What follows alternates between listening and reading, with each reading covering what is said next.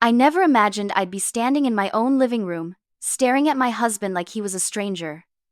But there Derek was, his face red and sweaty, waving papers at me like they were some kind of weapon. Legal documents, papers about my house, my grandmother's house. You have to sign these, Amy. Today. Right now. My hands wouldn't stop shaking. I looked down at the papers he'd shoved into my hands 5 minutes ago. Sale agreement. Release forms. Documents that would let him put my house on the market. The house my grandmother left me when she died. The only thing in this world that was completely, totally mine. I'm not selling my house, I whispered. It's not about what you want anymore, Derek shouted. His voice cracked. I'd never heard him yell like this. Tyler is in real trouble. Dangerous people are threatening him. We need $200,000, and we need it now. I felt cold all over. Tyler? What does Tyler have to do with my house? That's when Derek's mother's voice came screeching through his phone on speaker. Patricia. Of course she was listening. Amy, stop being selfish. Your brother-in-law could get hurt. Real people are threatening him. Family helps family. My brain felt fuzzy, like I was underwater. Nothing made sense. $200,000? Tyler in danger? I grabbed the kitchen counter to steady myself. Derek, slow down. Explain what's happening, please. He ran his hands through his hair. He looked terrible, like he hadn't slept in days. The dealership. Tyler's BMW dealership. It's failing, badly. He owes money to some very bad people, and if we don't pay them soon, they're going to, his voice broke. Amy, they're going to hurt him. Wait, what dealership? What are you talking about? Derek's eyes shifted away from mine. That's when my stomach dropped. Something was very, very wrong. The BMW dealership Tyler opened. 6 months ago. I helped him get the loan for it. 6 months ago. 6 months. My mind raced backward. 6 months ago was right after. Right after Derek told me no.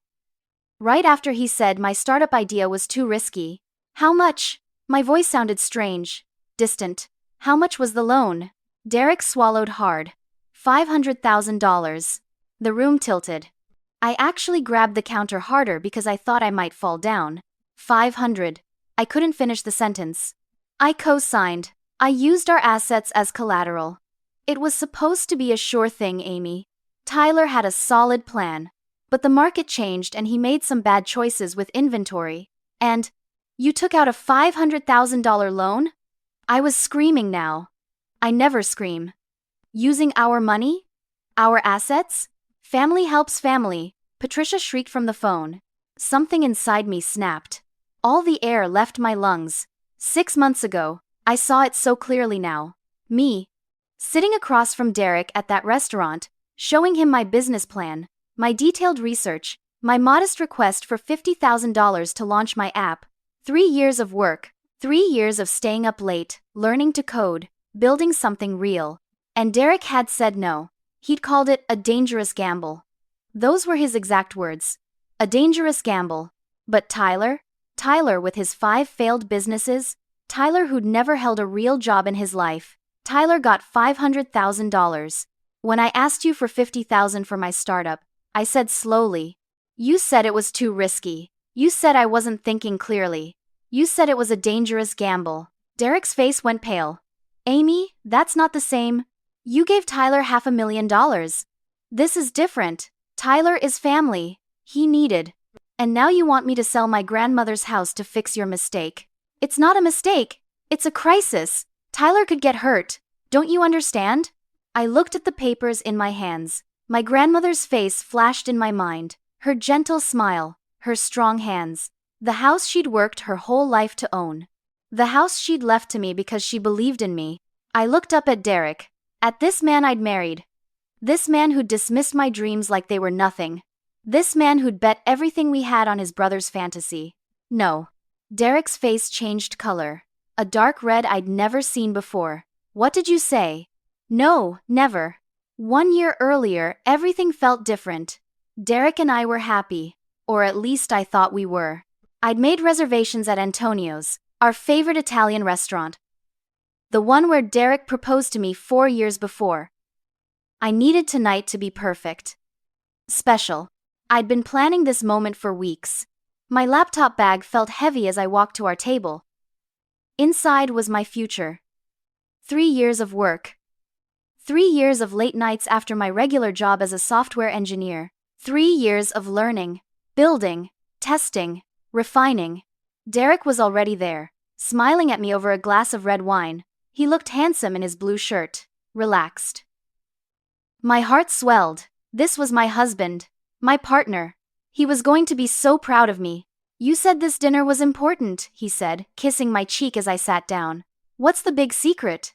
I couldn't stop grinning. My hands trembled a little as I pulled out my laptop. I've been working on something for a long time, and I'm finally ready to show you. Derek leaned forward, curious. I turned the screen toward him. It's an app. I started, my words tumbling out fast. For small businesses. It helps them manage inventory in real time. But the special part is the predictive algorithm I developed. It learns their patterns and tells them exactly what to order and when. It could save small business owners thousands of dollars and hours of work. I clicked through the prototype. Showed him the clean interface, the demo videos I'd made. Derek nodded slowly, but his smile was fading. I've done all the research, I continued, pulling out my printed business plan. My hands were shaking harder now. Look, market analysis, competition review, financial projections. And Derek, I have beta testers lined up. 10 small businesses ready to try it for free and give feedback. He took the papers, flipped through them quietly, too quietly. The best part is I don't need much to launch, just $50,000. That covers hiring one developer to help me finish the advanced features, basic marketing, and server costs for the first year. After that, if we get even half the projected users, it becomes self-sustaining. Derek set down the papers.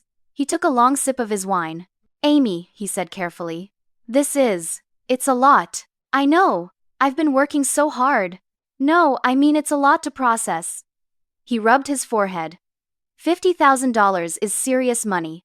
I know, but the potential return. The tech market is brutal, honey. Do you know how many apps fail in the first year? How competitive that space is? My excitement was draining away like water through my fingers. Yes, but I've researched our specific niche. Small business inventory management apps exist, but none with this particular predictive feature. I've found a gap in the market. You're a software engineer, not a business owner, not an entrepreneur. His voice was gentle but firm, like he was talking to a child. Building an app in your free time is one thing. Turning it into a real business? That's completely different. But I have a plan. It's risky, Amy. Really risky. We're supposed to be saving for a bigger house. We've talked about maybe trying for kids soon. This isn't the time for dangerous gambles. Dangerous gambles. Those words hit me like cold water. I've spent 3 years on this, I said quietly. As a hobby, sure, but asking me to support risking $50,000? Derek shook his head. I just don't think you're seeing this clearly. The responsible thing is to keep your stable job and maybe keep the app as a side project. But investing real money? Starting a company? Honey, I love you, but I have to be honest. I don't think this is a smart move. I closed my laptop slowly, put my business plan back in my bag. The waiter came to take our order, but I couldn't remember what I said. The rest of dinner passed in a blur. Derek held my hand on the drive home, kissed my forehead at our door, told me he loved me, and just wanted to protect us from financial mistakes. That night, I lay awake staring at the ceiling. In the next room, I could hear Derek on the phone. His voice was excited. Happy. He was laughing. Tyler, that sounds amazing. Yeah, I think you're really onto something this time. What kind of investment are we talking about? I pulled the blanket over my head and tried not to cry. The next morning, Derek acted like nothing had happened. Like he hadn't crushed my dream over pasta. Like he hadn't spent an hour on the phone getting excited about whatever scheme Tyler was pitching now. I went to work, came home, smiled when I was supposed to smile. But that weekend, I drove to my grandmother's house. The little 2-bedroom she'd left me when she died. I had renters living there. A nice couple who paid on time. I sat in my car outside, looking at the yellow door my grandmother had painted herself, and I cried. Really cried. Because my grandmother had believed in me. She'd always believed I could do anything. But my own husband thought my dreams were dangerous gambles. 2 months passed like a fog. I went to work, wrote code, came home, made dinner. My laptop with the app prototype sat in the closet. I couldn't look at it without feeling sick. Derek seemed happier. Lighter. He'd whistle while making coffee in the mornings. I told myself to be grateful. We were fine. We were stable. Dangerous gambles were for other people. Then one Tuesday in October, Derek came home with flowers and Thai food from my favorite place. "What's the occasion?" I asked, surprised. His eyes were shining, actually shining with excitement. "I have incredible news. Tyler found an opportunity. Amy." This could change everything for him. I set down the plates slowly. "What kind of opportunity?" "A BMW dealership." Derek was pacing now, talking fast. "There's this dealership about 40 minutes from here. The owner is retiring, wants to sell. Tyler found it through a connection. It's perfect timing." My stomach tightened. "Tyler wants to buy a car dealership." I know what you're thinking. But listen. This is different from his other ideas. This is real. Established business. Existing customer base. Premium brand. Tyler just needs to take it over and run it properly. I sat down at the kitchen table. "How much does a BMW dealership cost?" Derek waved his hand vaguely. "That's all being worked out. Tyler is talking to investors. My parents might help. Some private financing options." "Your parents are going to buy Tyler a car dealership?" "Not buy. Help with the investment. It's complicated business stuff." Derek opened the Thai food containers. "I'm just so proud of him, you know? He's finally found his thing.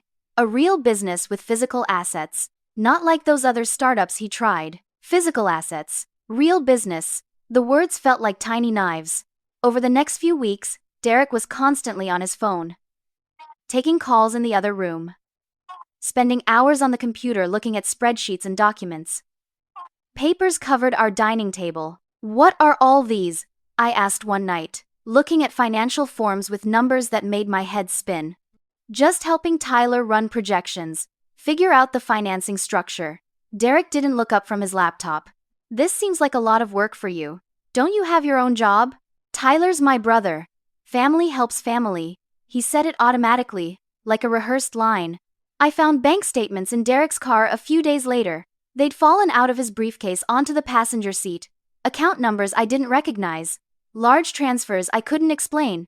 "Derek, whose bank accounts are these?" He grabbed the statements from my hand. "Why are you going through my stuff?" They fell on the seat. I wasn't snooping. I just don't recognize these accounts. They're investment accounts. Business stuff for Tyler. "Why are you being so paranoid?" "I'm not paranoid.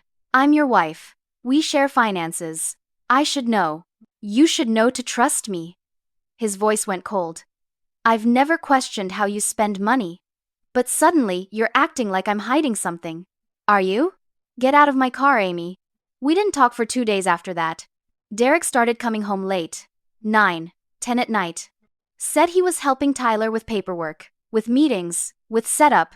I tried to bring it up gently. "Honey, you seem stressed. Is everything okay with this dealership thing?" "Everything's fine. Great, actually. Just a lot of moving parts." But he didn't look fine. He looked exhausted, tense. He stopped whistling in the mornings.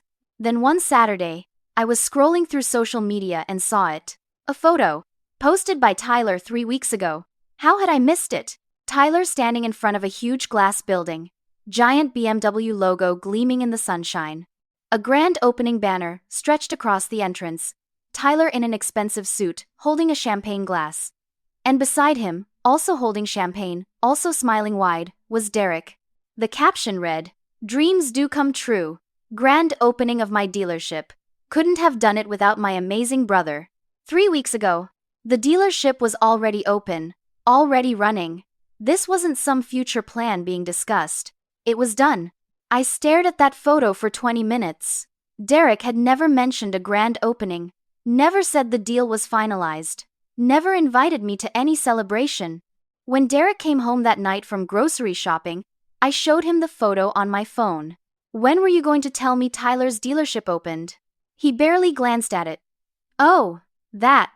Yeah, it opened last month. I meant to mention it. You meant to mention it? Derek, you're in the photo. At the grand opening, you were there. It was just a small thing, ribbon cutting. You were at work anyway. On a Saturday?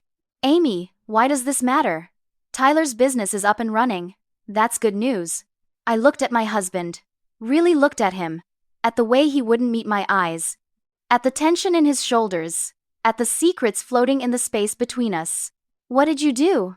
I whispered. Nothing. I helped my brother. That's what family does. But I knew. Deep in my bones, I knew. Something was very, very wrong. 4 months later, I couldn't ignore it anymore. Our joint savings account, the one we'd been building for 5 years, was nearly empty.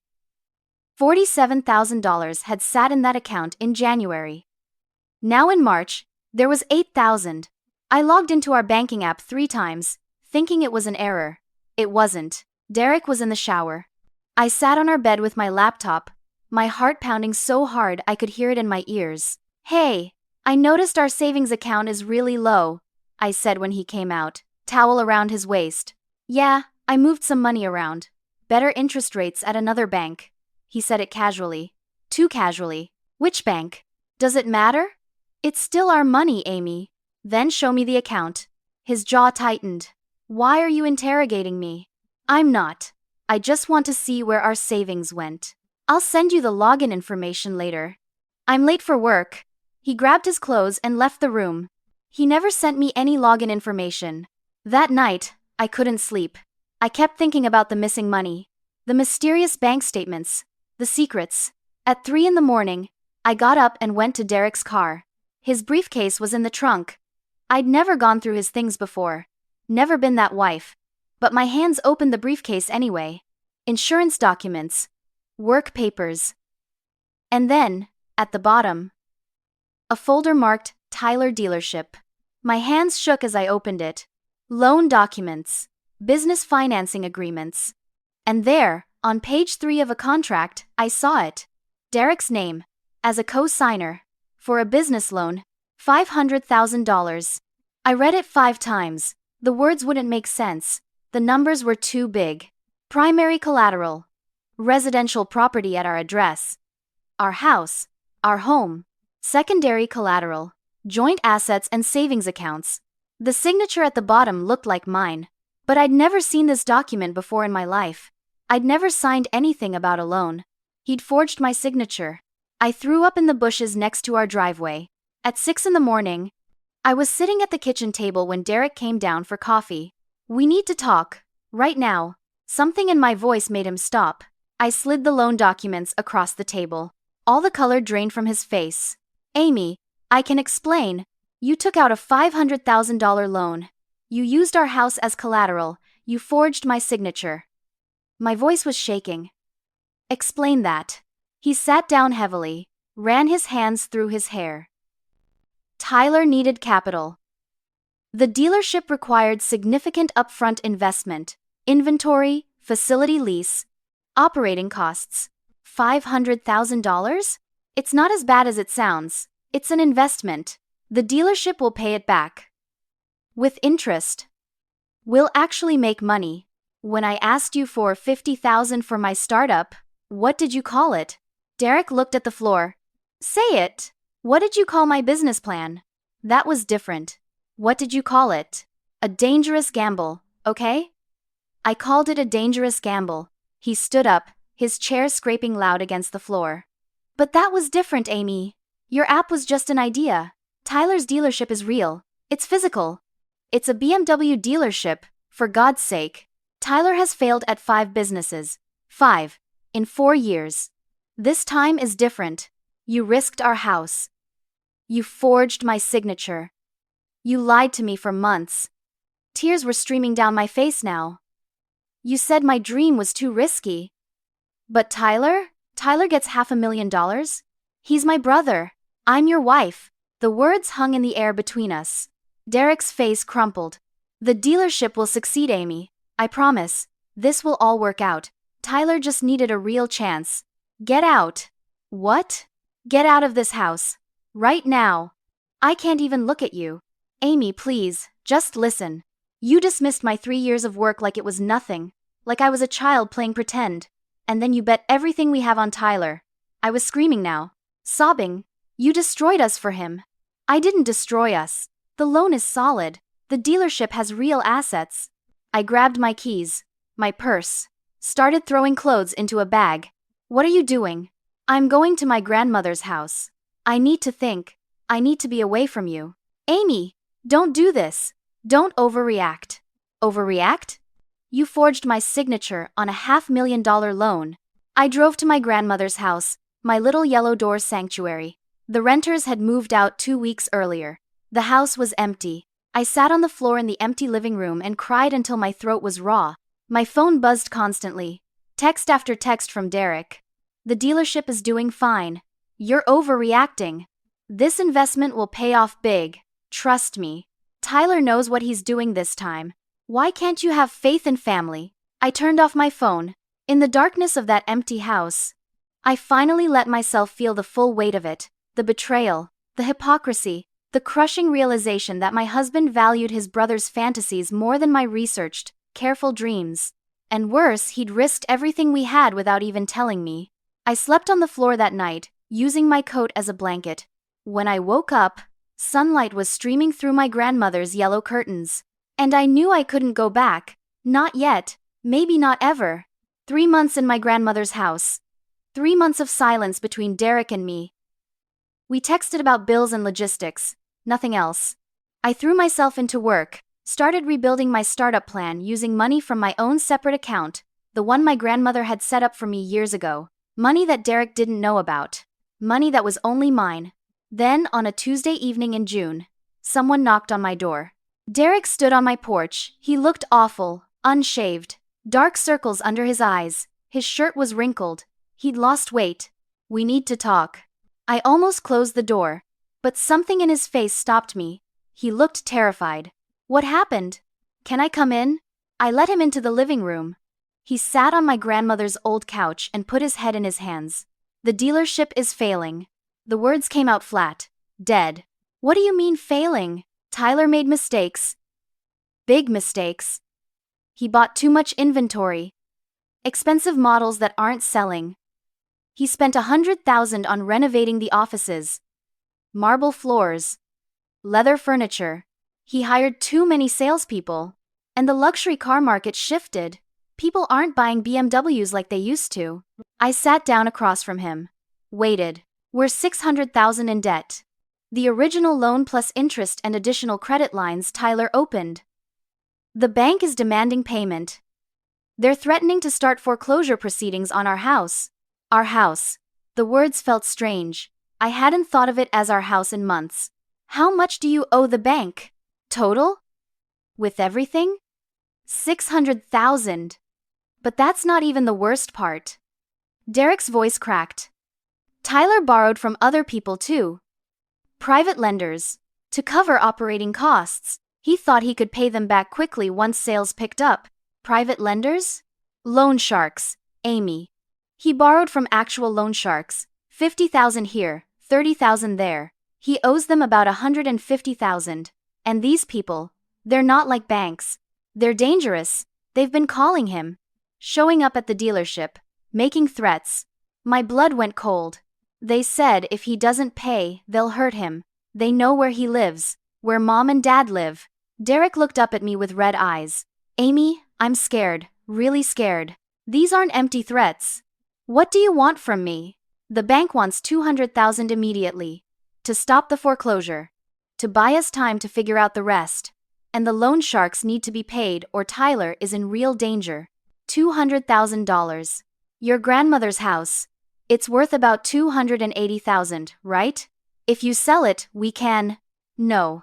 The word came out hard. Final. Amy, please. Just listen. No, absolutely not. You haven't even heard the full situation. I don't need to. The answer is no.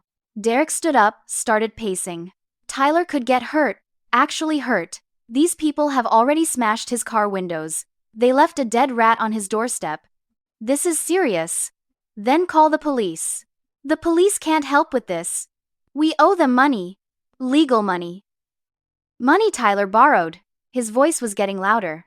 Desperate. We need $200,000, and we need it now. Your house is the only option. My house is not an option. So what? You're just gonna let your brother-in-law get beaten up? Let us lose everything? You already lost everything when you took out that loan. Family helps family, Amy. I asked you for $50,000. My voice was quiet now. Deadly quiet.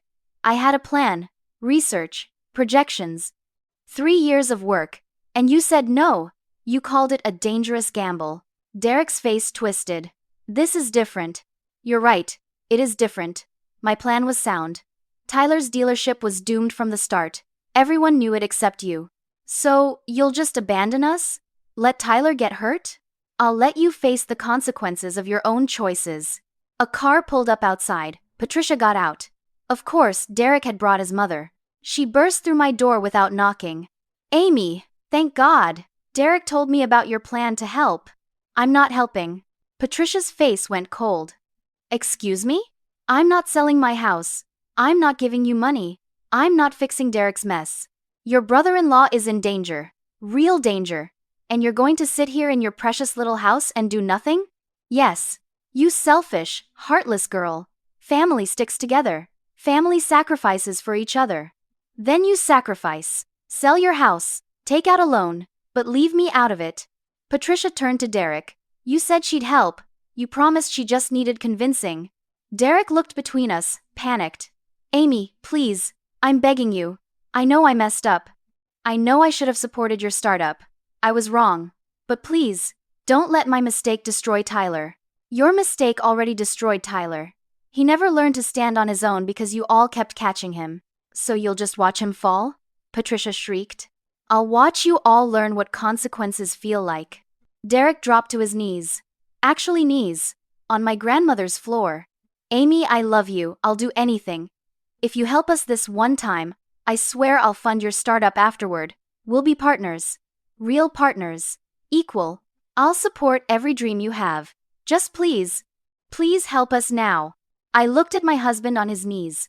At his mother's furious face. At the desperation filling my grandmother's peaceful living room. And I felt nothing.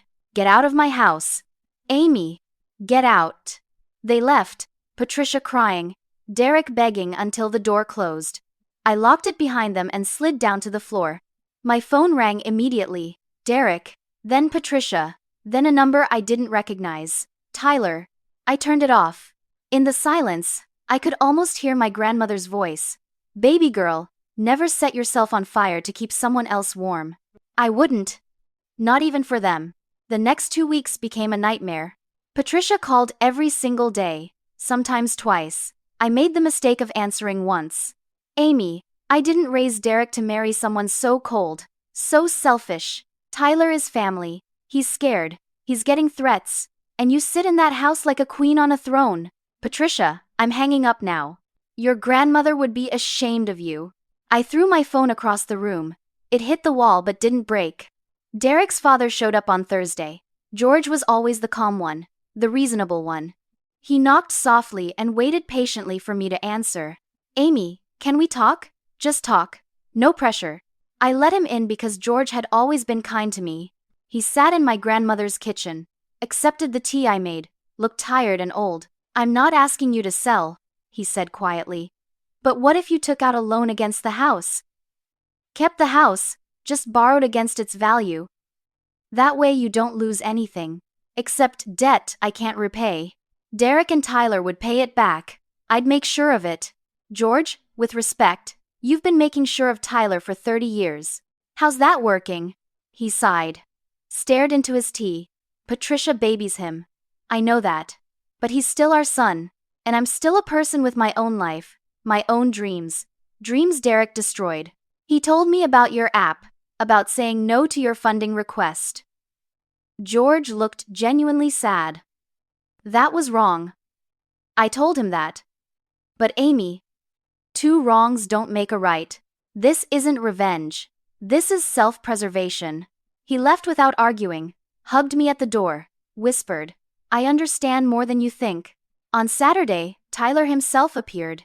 He looked terrible. Worse than Derek. His hands were shaking. Amy, please. I'm sorry. I'm so sorry. I messed up. I know I always mess up. His voice broke. But these people, they know where I live. They came to my apartment at 2 in the morning, banged on the door. Told me I have 1 week.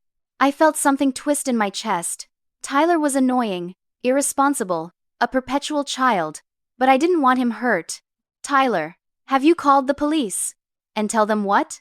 That I borrowed money legally and can't pay it back? They'll say it's a civil matter. There are programs, payment plans, bankruptcy protection.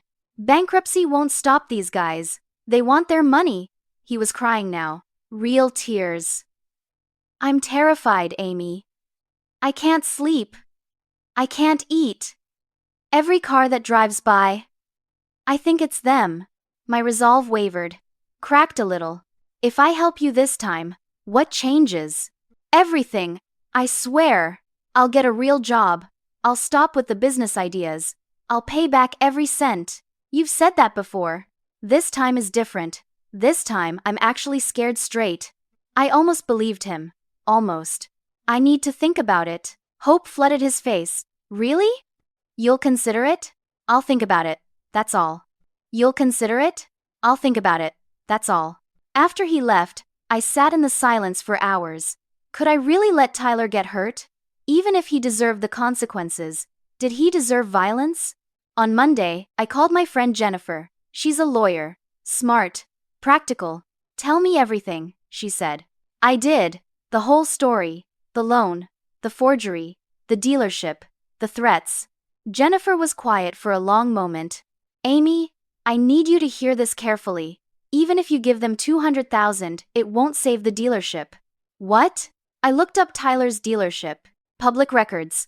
It's hemorrhaging money. $200,000 will maybe buy 3 months. Maybe. The business model is fundamentally broken.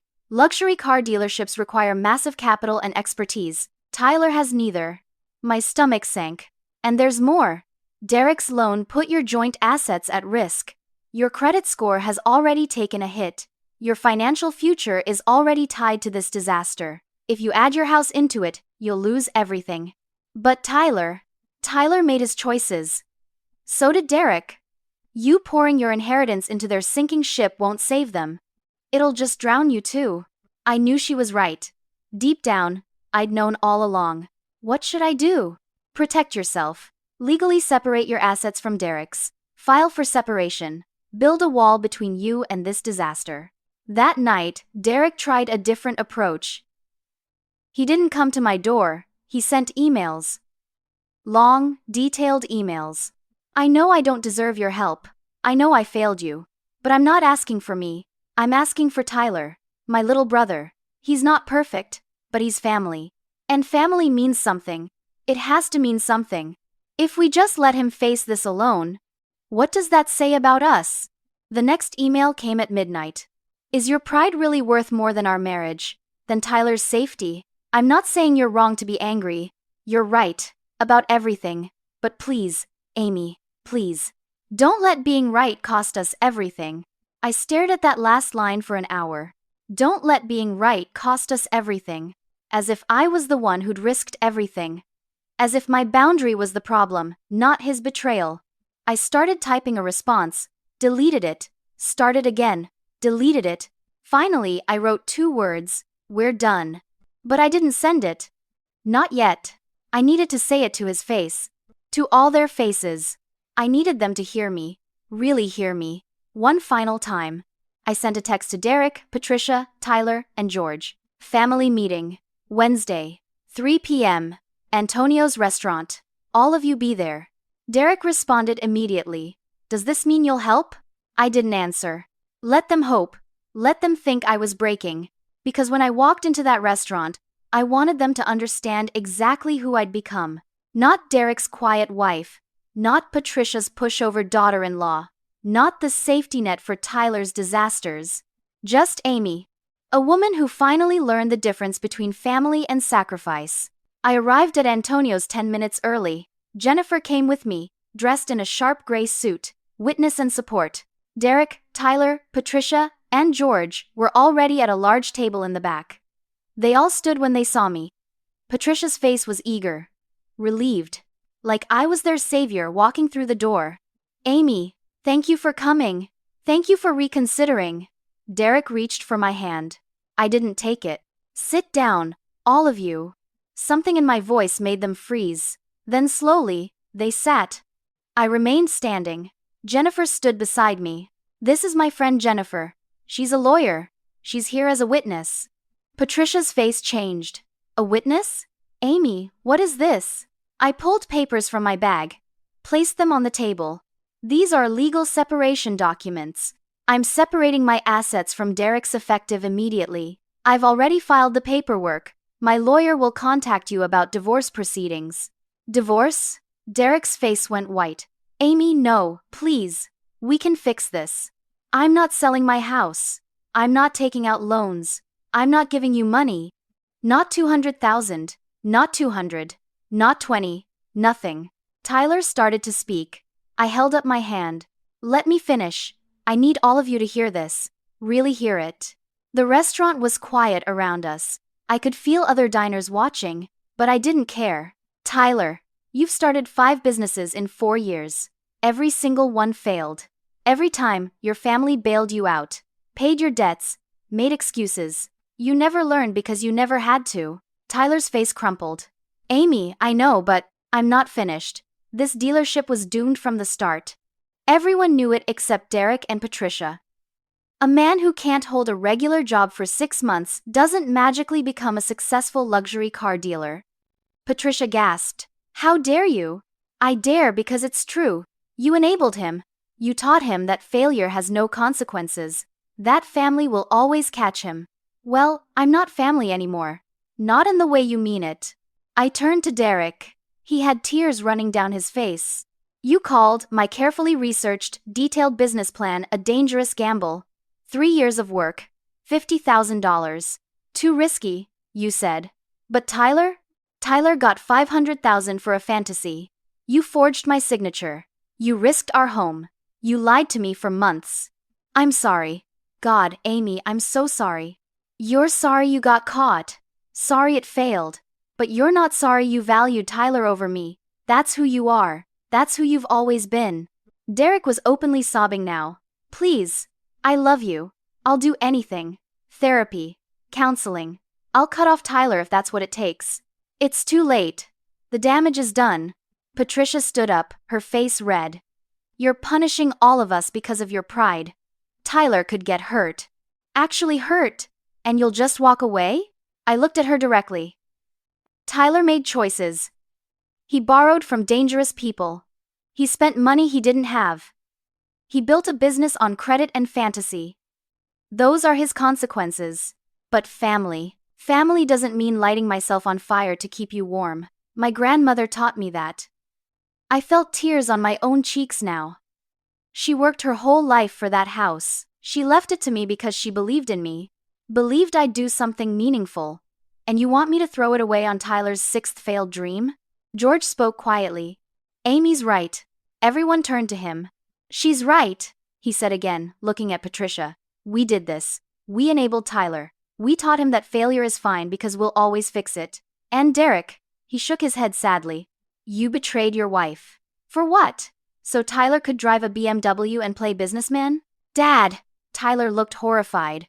It's true, son. And you know it. I placed another document on the table. This is a restraining order application. If any of you contact me again about money, about the house, about helping, I'll file it. Jennifer has documented every call, every visit, every guilt trip. You can't be serious, Patricia whispered. I'm completely serious. Derek reached for me. Our marriage. Amy. Please, don't throw away 6 years. You threw it away when you forged my signature. When you chose Tyler over me. When you risked everything I had without asking. I stepped back. Maybe in the future, after you've paid off your debt, after you've learned what consequences feel like, we can talk. But right now? I'm done. So that's it? Derek's voice broke. You're just walking away? No, You walked away, a year ago. When you said no to my dreams and yes to Tyler's delusions, I'm just finally accepting it. I turned to leave. Patricia grabbed my arm. You're destroying this family. I looked at her hand on my arm until she let go. No, I'm saving myself. There's a difference. Jennifer and I walked out of that restaurant into bright sunshine. My phone started ringing immediately. I turned it off. 6 months later, I stood in my grandmother's kitchen making coffee. The house was fully mine now. Divorce finalized. Assets separated. Credit slowly recovering. Tyler's dealership had closed. He declared bankruptcy. Worked out a payment plan with the loan sharks with George's help. The dangerous threats stopped once Tyler actually filed for bankruptcy protection and got a lawyer involved. He was working at a regular car dealership now. Sales associate. Making actual money for the first time in years. Derek was living with his parents, working 2 jobs, paying off the loan slowly. He sent me 1 email a month, apologies mostly, updates on his therapy, promises he was learning. I read them but didn't respond. Patricia didn't speak to me. I heard through George that she blamed me for everything, called me cold, heartless. George divorced her 4 months after our meeting. Said he'd finally seen who she really was. He sent me a card that said simply, I'm proud of you. My app launched 3 months ago. Small business inventory management with predictive algorithms. I'd funded it myself with my savings and a small business grant I'd applied for. 53 businesses were using it now. Not a huge success yet, but growing. Real. Mine. I was dating someone new. Michael. He was a high school teacher. Kind. Gentle. The first time I told him about my app, he asked questions for 2 hours. Wanted to understand every feature. Called it brilliant and meant it. Last week, Derek sent a different kind of email. I saw your app featured in that small business magazine. You did it. You actually did it. I'm sorry I didn't believe in you. I'm sorry for everything. You deserved better. You deserved someone who saw your value. I hope you found that. I hope you're happy. I read it 3 times. Felt something loosen in my chest. Not forgiveness exactly, but closure. I wrote back. I did find it. I found me. That night, I sat on my grandmother's porch. The yellow door she'd painted gleamed in the sunset. I'd made the right choice. The hard choice. The choice that cost me a marriage but saved my soul. I'd said no. Never. And I'd meant it. And that had made all the difference.